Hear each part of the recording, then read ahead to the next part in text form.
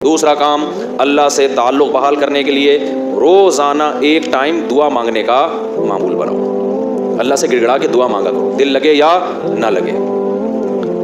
باتیں کرنا سیکھو. لوگ کہتے ہیں ہمارے پاس الفاظ ہی نہیں ہوتے دعا کے. آ جائیں گے آہستہ آہستہ، جب کرتے رہو گے نا الفاظ بھی اللہ سکھا دے گا. آدم علیہ السلام نے جب توبہ کی ہے، قرآن سے پتہ چلتا ہے ان کے پاس الفاظ نہیں تھے کہ اللہ سے کیسے توبہ کروں میں.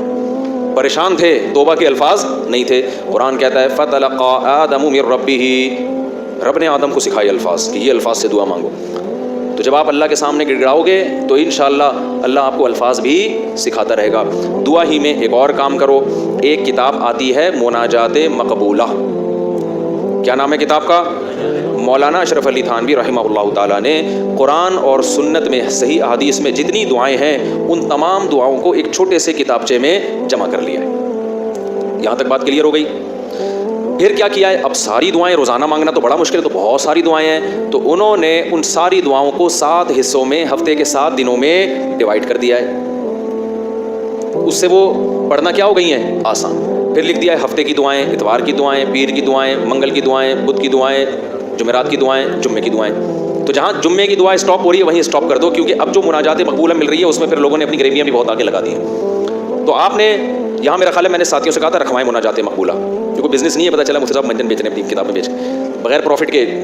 یہاں میرا خیال ہے مل جائیں گے. تو میں نے بولا تھا سب کے لیے لے کر آؤ. بس یہ تو اللہ ان سب کو ہدایت دے.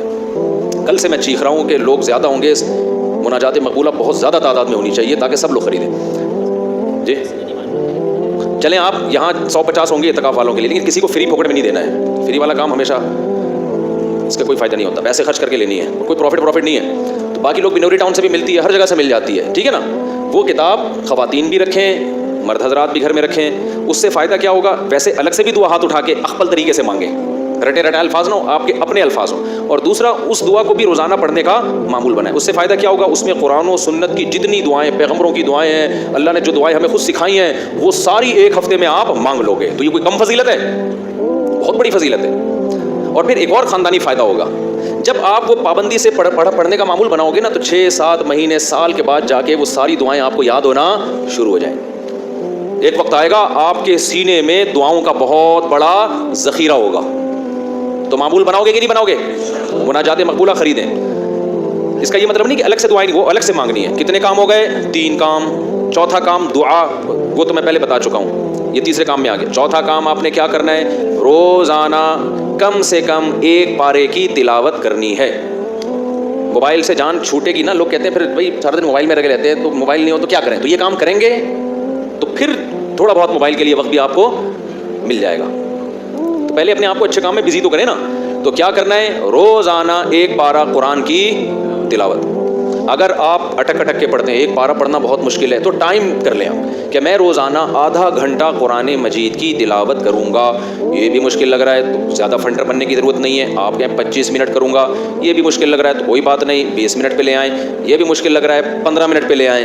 یہ بھی مشکل لگ رہا ہے پہلے صرف 10 منٹ میں تلاوت کروں گا. کوئی ٹینشن نہیں، زیادہ کے چکر میں نہ پڑیں. شیطان کیا کہتا ہے؟ تو بہت نیک آدمی، یہ 10 منٹ سے کیا ہوتا ہے؟ سارا مسئلہ یہاں سے خراب ہوتا ہے. اب 10 منٹ بیٹھ جاؤ قرآن لے کے. وہ 10 منٹ جو پابندی کے ساتھ ہو، اس 2-3 گھنٹے کی تلاوت سے بہتر ہے جس میں 2 دن بہت بڑا ولی اللہ بنا ہوا ہے، اس کے بعد مارکیٹ سے شارٹ ہو گیا. آئی بات سمجھ میں؟ تو روزانہ کیا کرنا ہے؟ تلاوت کا معمول بنانا ہے. کتنے کام ہو گئے؟ 4. 5واں کام کیا کرنا ہے آپ نے؟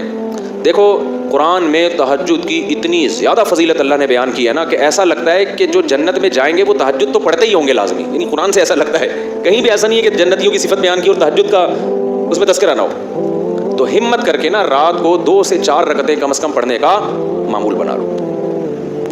اور اس 4 وہ جو دعا کرو گے نا وہ اسی 4 رکعتوں کے بعد وہ جو ایک معمول میں نے بتایا نا دعا کا، کیونکہ سب سے زیادہ قبولیت کا وقت کون سا ہے؟ رات کا آخری. تو ہماری خواتین کو بھی ان چیزوں کا اہتمام کرنا چاہیے اور ہمارے مردوں کو بھی. آپ دیکھنا انشاءاللہ زندگی میں آہستہ آہستہ زبردست تبدیلی آنا شروع ہوگی، سکون آنا شروع ہوگا گھروں میں، اطمینان. ایک دم سے نہیں ہو جاتا سب کچھ، تھوڑا سا اللہ سے کنیکشن بحال ہونا شروع ہوگا. اور یہ تو ہے، یعنی یہ فرائض واجبات کے بعد کی بات کر رہا ہوں. اور دوسرا جو اللہ کے مخلوق کے حقوق ہیں ان میں سب سے بڑا حق یہ ہے کہ مخلوق پہ پیسہ خرچ کیا جائے.